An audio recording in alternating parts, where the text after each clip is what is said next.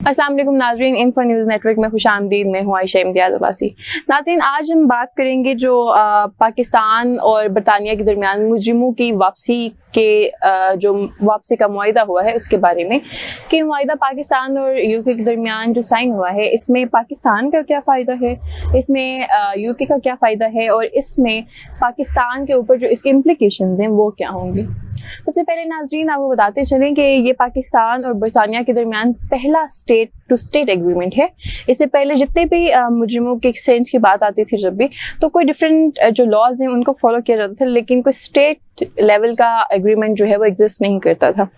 Extradition treaties की भी बहुत बात हुई, वो तो अब तक साइन नहीं हो सकी, लेकिन इस तरह कभी कोई एग्रीमेंट मौजूद नहीं था और ये पहली दफ़ा एक एग्रीमेंट साइन हुआ है। और इस एग्रीमेंट को जो है वो जो यूके की होम सेक्रेटरी हैं प्रीति पटेल, उन्होंने साइन किया है। पाकिस्तान की जो सेक्रेटरी इंटीरियर थे यूसुफ नसीम खोखर साहब, उनके साथ, और जो बरतानिया में मुकीम पाकिस्तान के हाई कमिश्नर हैं मौज़म खान साहब, वो सारे लोग यहाँ पे मौजूद थे।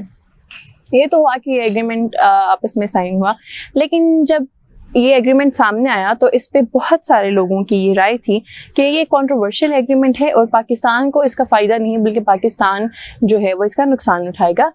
पाकिस्तान को इसका फ़ायदा क्यों नहीं है और बरतानिया को इसका फ़ायदा क्यों है?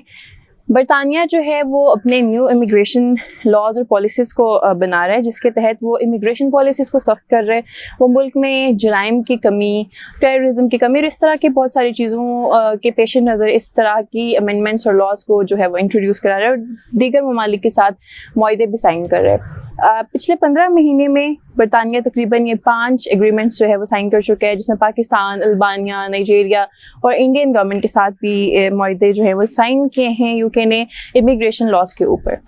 लेकिन जो पाकिस्तान के साथ ये एग्रीमेंट है नाज़रीन, इस एग्रीमेंट को कहा तो म्यूचुअल जो अंडरस्टैंडिंग के बेसिस पे ये किया गया है, लेकिन अगर हम इसमें डिटेल से देखें तो इसमें बामी तो कुछ कमी नज़र आते हैं। पाकिस्तान इस मुआहदे के तहत नाज़रीन उन तमाम लोगों को जो है वो अपने मुल्क के अंदर लेगा और बरतानिया जो है वो उन्हें डिपोर्ट कर सकता है।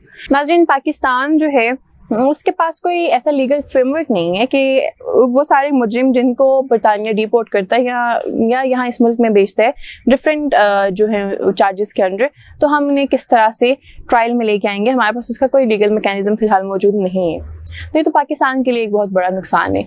इसके अलावा भी नाज़रीन, जो बरतानिया में जितने भी फॉरेन क्रिमिनल्स हैं और बरतानिया और वेल्स की जो प्रिजन सेल्स हैं उनमें तकरीबन 3% जो प्रिजनर्स हैं वो पाकिस्तानी हैं।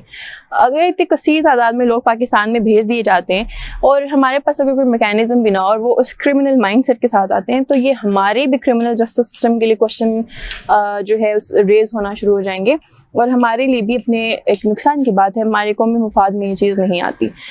जब जो बरतानिया में मुकीम हाई कमिश्नर हैं या जो पाकिस्तानी ऑफिशियल से इस बारे में पूछा गया कि आया पाकिस्तान को इससे क्या फ़ायदा होगा, तो उनका जवाब ये था कि पाकिस्तान ने जो यूके की अथॉरिटीज़ हैं उनसे स्टूडेंट वीज़ात और जो विज़िटर्स के वीज़ाज होते हैं उनमें नरमी की जो इस्तदा है वो किए और यूके उनको कंसिडर करेगा।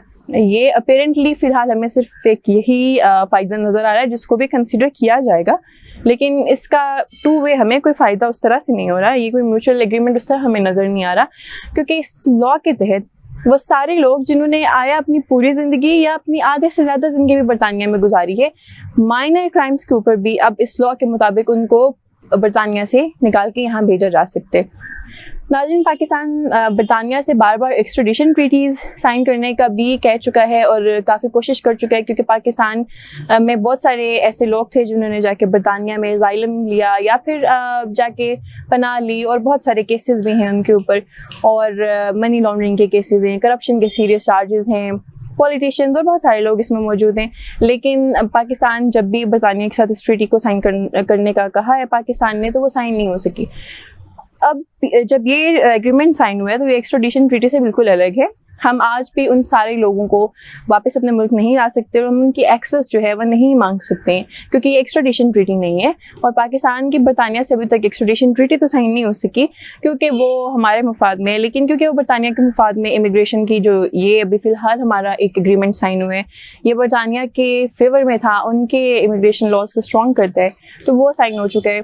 پاکستان کے اوپر اس کی امپلیکیشنز جو ہیں وہ فی الحال تو کافی سخت نظر آتی ہیں اس تمام سچویشن کے اندر کہ جب ہمارے پاس کوئی قانونی لاہ عمل نہیں ہوگا ان سب لوگوں کو کس طرح ہینڈل کرنا ہے ان سب چیزوں کا.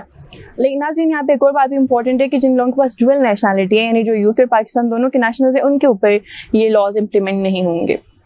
ناظرین فی الحال تک کے لیے اتنا ہی. انشاءاللہ آپ سے پھر ملاقات ہوگی, تب تک کے لیے اجازت دیجیے گا. اللہ حافظ.